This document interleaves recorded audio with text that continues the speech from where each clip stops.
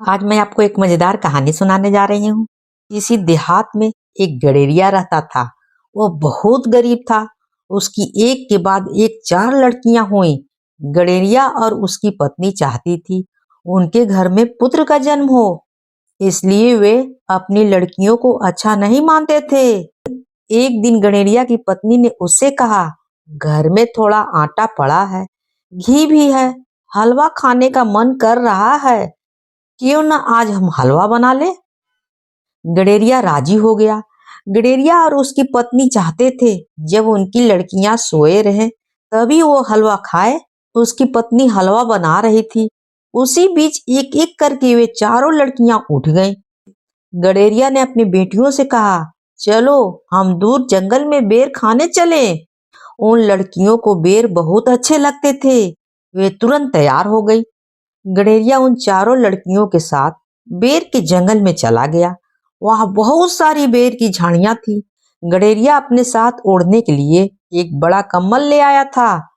उसने उन चारों लड़कियों से कहा, तुम उधर बेर खाती जाओ, मैं यहीं पर बैठा रहूंगा। जब तुम सब ढेर सारे बेर खा लोगे तो तुम मुझे यहीं पर मिलना। लड़कियां बेर निकालते निकालते काफी आगे चली गईं। गडेरिया ने वहां एक झाड़ी के ऊपर अपना कंबल डाल दिया। दूर से कंबल को देखकर लग रहा था कि वहां कोई आदमी बैठा हुआ है। गडेरिया को हलवा खाने की पड़ी थी। वो उन लड़कियों को छोड़कर घर वापस आ गया। घर आकर उसकी पत्नी और उसने हलवा खाया। इस घटना को बीते कई दिन, कई महीने और कई वर्ष हो गए। लड़कियों के कारण गडेरिया के घर में चहल पहल रहती थी। उन लड़कियों को जंगल में छोड़ने के बाद गडेरिया और उसकी पत्नी को घर काटने को दौड़ने लगा। एक दिन गडेरिया अपनी पत्नी से बोला, हमने अपनी मासूम बच्चियों को जंगल में छोड़कर बहुत पाप किया है।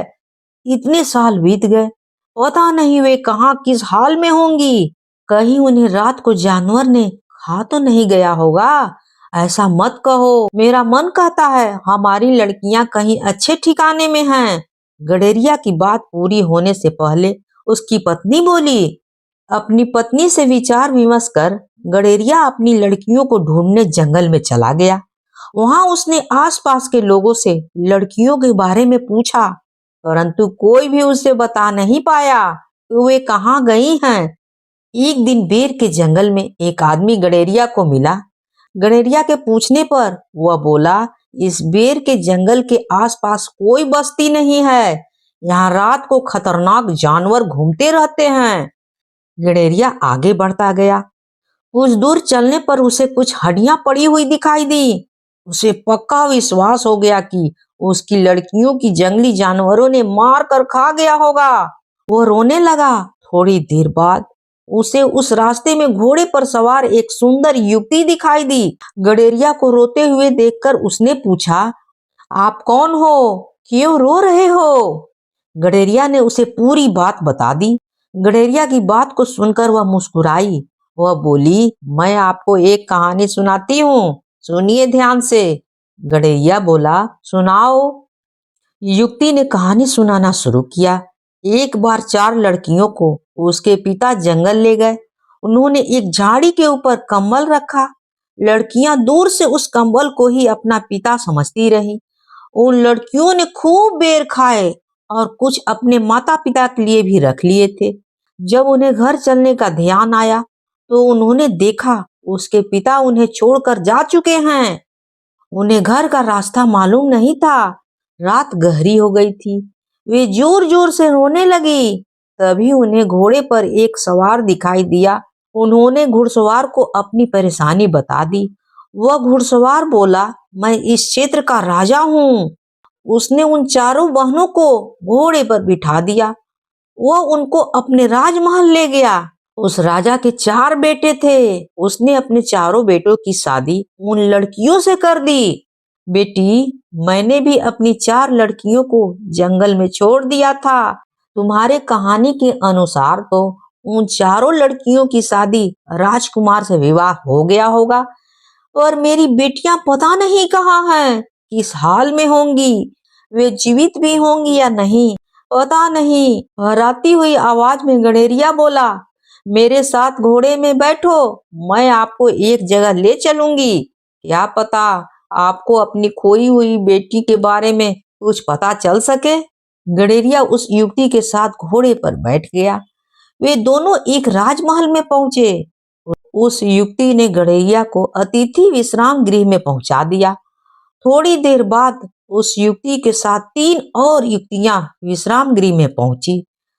उन युवतियों को देखकर गडेरिया सोचने लगा, मेरी लड़कियां अगर जीवित होती तो इन्हीं की उम्र की होती। इन चारों युवतियों की शकल सूरत मेरी बेटियों से भी मिल रही है। हो सकता है ये मेरी ही बेटियां हो। भगवान जाने, मुझ गरीब की बेटियां और इस राजमहल में। नहीं नहीं, ऐसा नहीं हो सकता है। ये मेरी बेटियां नहीं हो सकती हैं। पिताजी, जिस हलवा को खाने के लिए आपने हमें बेर के जंगल में छोड़ दिया था, क्या वो हलवा अभी भी बचा है? सबसे छोटी लड़की की कही हुई इस बात से गडेरिया अपनी सोच की दुनिया से बाहर आ गया। है, मुझ गरीब की बेटियां इस महल में? गडेरिया ने आश्चर्य व्यक्त किया। पिताजी, इस संसार में जो भी स्त्री या पुरुष जन्म लेता है, वह पूर्व जन्मों के कर्मों के अनुसार अपना भाग साथ लेकर आता है। आपने अपनी जिम्मेदारियों से बचने के लिए हमें बेर के जंगल में छोड़ दिया था, किंतु हमारे भाग में इस राज परिवार की बहू होना लिखा था। सबसे बड़ी लड़की बोली। गडेरिया अपनी बेटियों को पाकर बहुत खुश हुआ। अपने दुष्ट कर्मों के लिए उसने अपनी बेटियों से क्षमा मांगी। अगर कहानी अच्छी लगी हो तो please please like share and subscribe जरूर कीजिएगा, बिल्कुल मत भूलिएगा। आज मैं आपको एक मजेदार कहानी सुनाने जा रही हूँ। किसी राजा के राजमहल में एक बंदर सेवक के रूप में रहता था। वह राजा का बहुत विश्वास पात्र और भक्त था। अंतपुर में भी वह बिना रोक टोक के जा सकता था। एक दिन जब राजा सो रहा था और बंदर पंखा जला रहा था, तो बंदर ने देखा एक मक्खी बार बार राजा के छाती पर बैठ जाती थी। पंखे से बार बार हटाने पर भी वह मानती नहीं थी, उड़कर फिर वहीं बैठ जाती थी। बंदर को बहुत क्रोध आया।